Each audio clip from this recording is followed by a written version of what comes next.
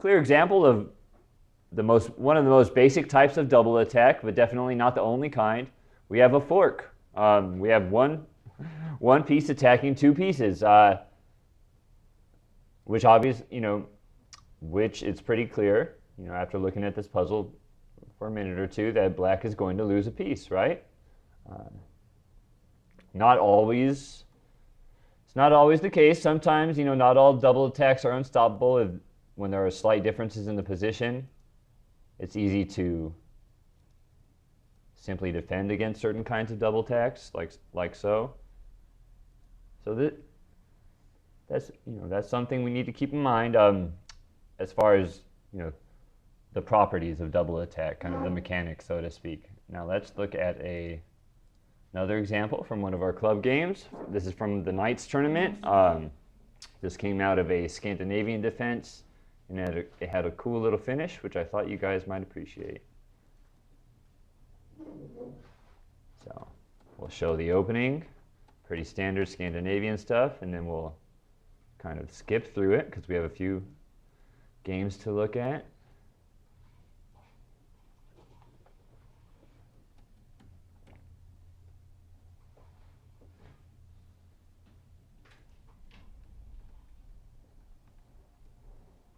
And we'll get to this point where white achieves one of the strategic goals in this opening. He gets a minor piece on e5, which black feels compelled to exchange. White continues to get his rooks pretty active, and he gets his queen bearing down on the black king. Black brings another attacker onto d4, but also leaving her exposed to some attack along these open lines on the queen side, which is what white takes advantage of, then makes a small threat by repositioning his rook on g3, forming this nice little battery. At which point, he stops the threat, prompting white to move the rook to f3, and then he, one might argue, unwisely chooses to capture on d4. You guys think just exchanging here on d4 looks pretty straightforward, right? Okay, I agree.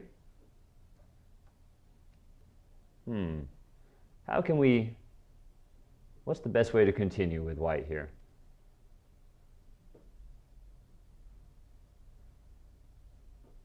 Continuing to maybe make a mate threat, but also exploiting the weakness on the black back rank. Yep, it's got two targets under the scope of the queen. f7 and d8. Queen e7, like you said, it's a pretty little move, and it was played in the Knights tournament by Manny. Manny actually played this, and he found this cool little move over the board, queen e7, and black had to resign here. We're going to look at a couple games. We're going to speed through all but one of them, just getting to the winning attacks at the end, where we see a lot of the double attack motif popping up. Okay, Mises was a famous player from the turn of the century, known for his attacking skills, playing much in the style of the Romantics.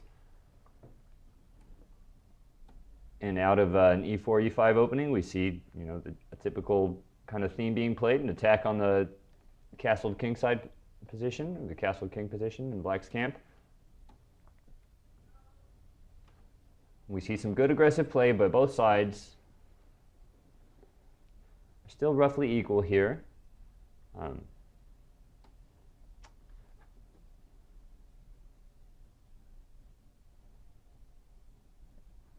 H4, and actually the annotation is incorrect. Black is okay here. White definitely should have considered knight f3, but we're not going to analyze this game too much. We just want to get to the cool position here.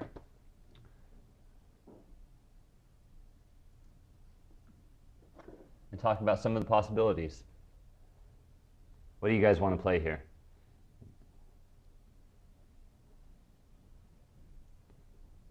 With black, it's black to move.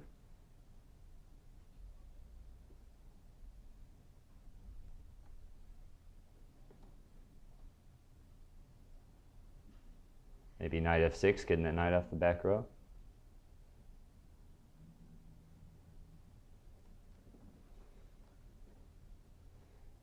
And now, I'm sorry? It looks safe. And for black, it's somewhat, it is and it isn't. It's winning for, It's not in a good position. That knight, which knight? the knight that you just moved, it might attack the queen, but there's a knight there, so you're really not going to be. Oh, you can just exchange. Just a trade. Yep. You can just trade and get a winning attack. Sure, because you'll have 3 pieces attacking twice defended, f7. Definitely, that's the best move.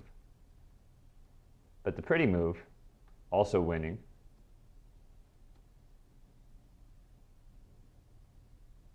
is queen g6. It's more or less unstoppable at this point. You can play, mate is not unstoppable. You can trade down pretty much and just be happy with winning. What's that? Yeah, that gets into some big trouble. 97 and it's over. Yep. But I'm glad you asked, yeah, because that's kind of tricky to see. But the point of the queen g6 move, and like I'm pointing out, it's the prettiest, but not the winningest. There were more direct ways to convert the position after knight f6 there. But Double check. King h8. so king h8, like Kevin's saying up here, game over. Okay. So we have a game played between Tarrasch and Lasker, or Lasker and Tarrasch, in 1914 in St. Petersburg during the war. Not a world championship, but Lasker was definitely a world champion, and he won this tournament in style. I think his opponent, Tarrasch, he placed 4th, I believe, in this one. And here he's playing his namesake variation of the Queen's Gambit Declined. You guys recognize this opening? Yeah? Cool. Okay. And in this line, white tries to saddle black with the IQP, the isolated queen pawn, which can be a double-edged. It creates some dynamic and sharp positions. It's a weakness, but it can also be a strength in as much as it gives the side with the isolated queen pawn generally has greater piece activity, but he has weaker pawn structure, so it makes for a fun and sharp game. Here, when this guy is on c3, this move that gets played in the game is usually good because it wins a tempo. That makes sense, right? Kicks the knight away. Here, it wastes a tempo that would have been better spent playing a move like bishop d7 or something like that. Developing a piece. Yes, sir.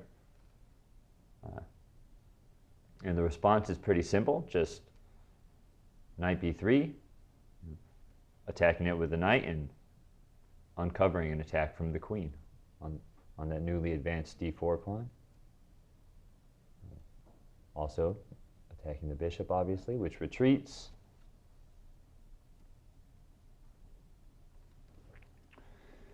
And now, Lasker pretty much, the rest of his plan will more or less revolve around showing how weak that pawn push was, and really emphasizing the weakness of an isolated pawn, especially the isolated queen pawn. Kind of with some natural developing moves, putting the rook on the open file, happily exchanging the bishop for the knight, retaining that positional advantage of the bishop pair.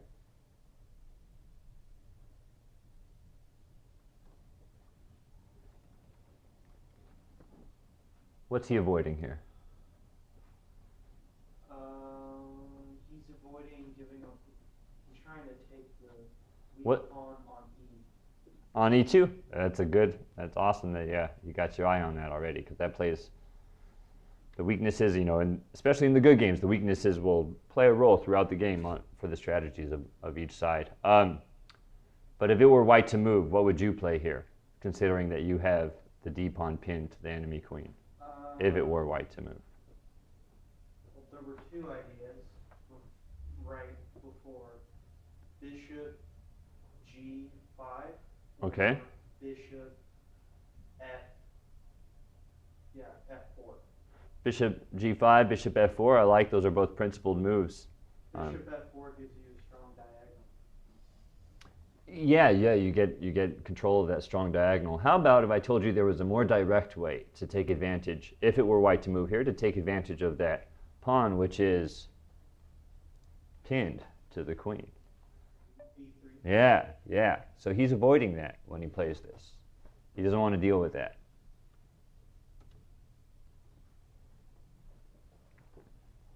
Say, okay, we'll leave this pawn hanging. Right here, it's pretty obvious why we can leave it hanging. Why? If he takes it on this move, what does white play? Yeah, rook e1, winning the queen, right?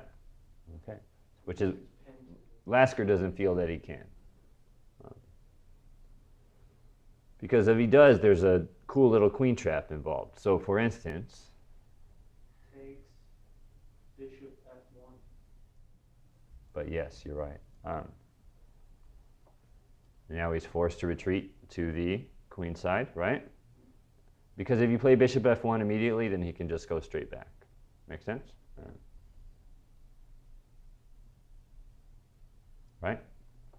And now Bishop F1 gets us a decisive material advantage. Okay. So, Tarash was a pretty strong player. He didn't go in for that. He sees the idea.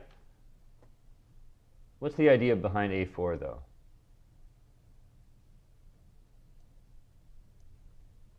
Keeping the queen and trading queens. Is there? A4, sorry.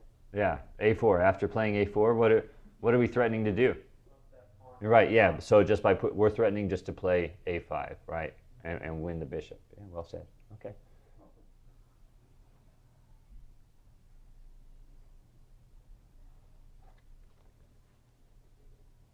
Yeah, would have done him some good to try and stop the A pawn.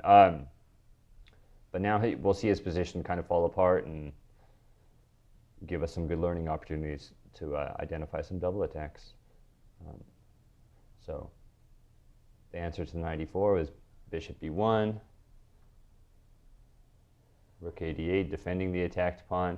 And here the annotator, mentions that Rook AC8 would have been preferable because the weaknesses on the queen side at this point just begin to tell loudly and clearly. And one of them is that because of this advanced A pawn and the constant threat of it pushing and disrupting the constellation of black pieces over there in some way, the rook would have been better served on holding everything together if he were just moved to C8 immediately, defending that knight. But this escaped him. So Lasker was able to push on, get A5 in there, kick the bishop to C5, and continue to create some long-lasting weaknesses, namely doubled A pawns. Here.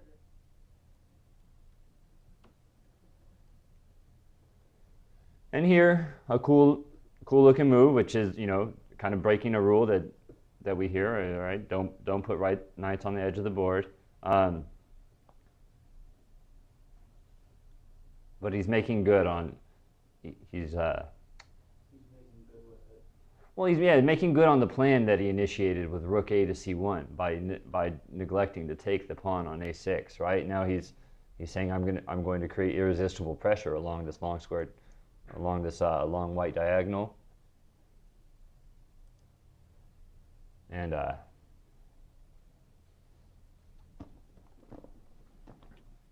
the start here is it's a bit of a double threat. It's the beginning stages of one. Okay, bishop B6, knight F5, queen E5.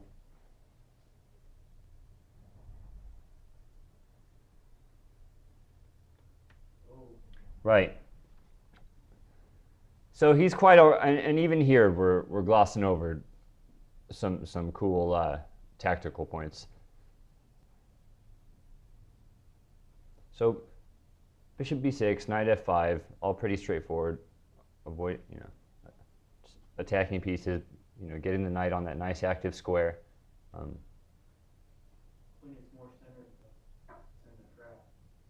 I'm sorry? The queen is more centered, but it's in the trap and it's kind of blocked. Right, and it's reacting. The black side is definitely reacting to White's plans. And so, what's the threat here? If he takes, if he doesn't take the bishop for whatever reason, what's the next move White plays? We just take the knight on c6, right? But White's quite all right with that, because we saw what happens after that. Once she captures here, she's quite forkable with the rook. Okay, so we get the theme of today's show showing up in many ways in this game. Get the double attack, the most simple of double attacks, the knight fork. And black says, num num num. I'm finally getting that e2 pawn that's been sitting there forever.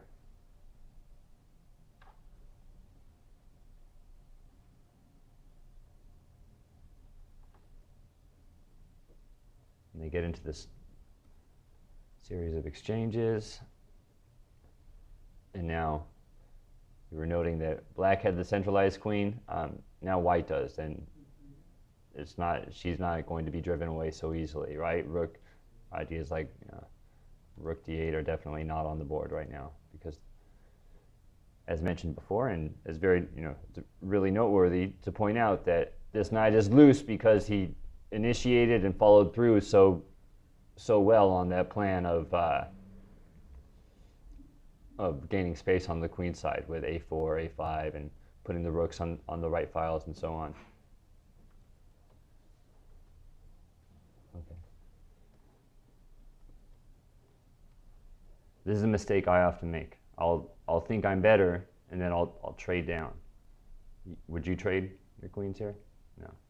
As black? Yes. No, as black, yes, yeah, because that passed pawn all of a sudden becomes a strength. I would not want to. Okay, you play like Emmanuel Lasker, one of the all-time greats. Good. Okay, definitely would not be a favorable exchange. Especially when you're better, you want to keep. You want to keep your strongest attacking piece on the board. I agree. That's good chess wisdom. Okay. Attacking the queen. Disregarding the attack to take the rooks off the board. Recentralizing the queen, getting out of the attacked piece's scope. Just seizing the open file. Yeah.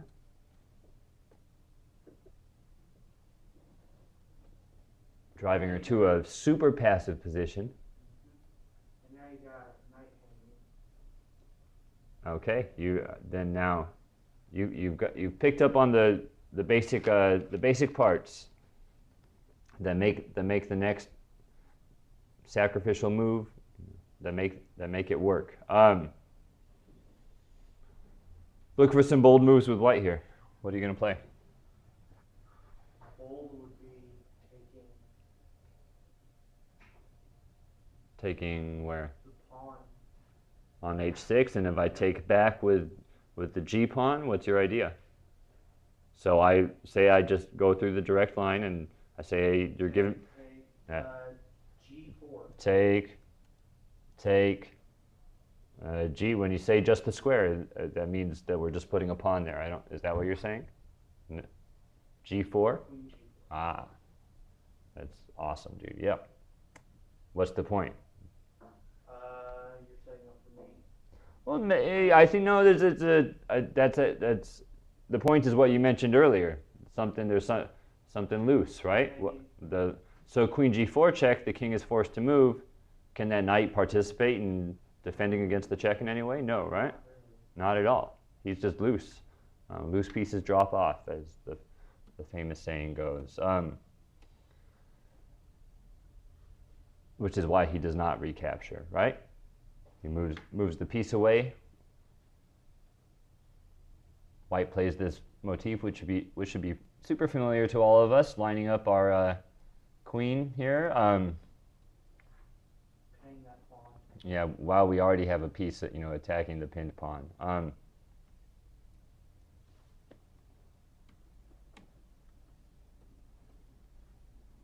And from this point, Lasker, with a bit of technique that we are going to... This is now more desperation time. Well, he has the passed D pawn, which was created in the opening, and which, as we mentioned, can be, the redeeming strength or the fatal weakness. And it takes technique to prove it as the latter, as the weakness. And since this is not an endgame class, we're not going to focus on it too much, but we will admire it, that after this point, there's no way that he can hold on to the pawn, because its sole defender can easily be removed by attacking it with the bishop. At which point... So basically, bishop, d4. Yep. Knight moves to, depending on which square you just... If he moves somewhere, and if he's attacking the bishop, then we probably just take the bishops off the board and then capture the pawn. And if he doesn't attack the bishop, then we just take the pawn. The other thing is he got pass pawn on each one. Oh, well, this is our winning plan, but we need to remove some of the minors and then also contend with this guy before we can convert the winning position. Cool? All right. Yeah. Not a bad little game illustrating the tactical motif of double attack. This is a really cool one, played by a famous name that we all know, Karpov, against Larry Christensen. Most club play, a lot of players know of this one because Karpov doesn't blunder very often, but this is a game in which he actually did blunder. White to move, what do you think is strongest here? How about you guys? Yeah. Bishop e2? Okay, attacking the knight. You're attacking one piece. All right, is there any way you can stay in line with the theme and double attack? Yeah. Yeah. Black has two loose pieces, that's the clue. Black has two loose pieces, as our astute viewer up front is pointing out. How are we gonna capitalize on that? This rare, once in a lifetime opportunity to catch Karpov hanging a piece. You guys got it?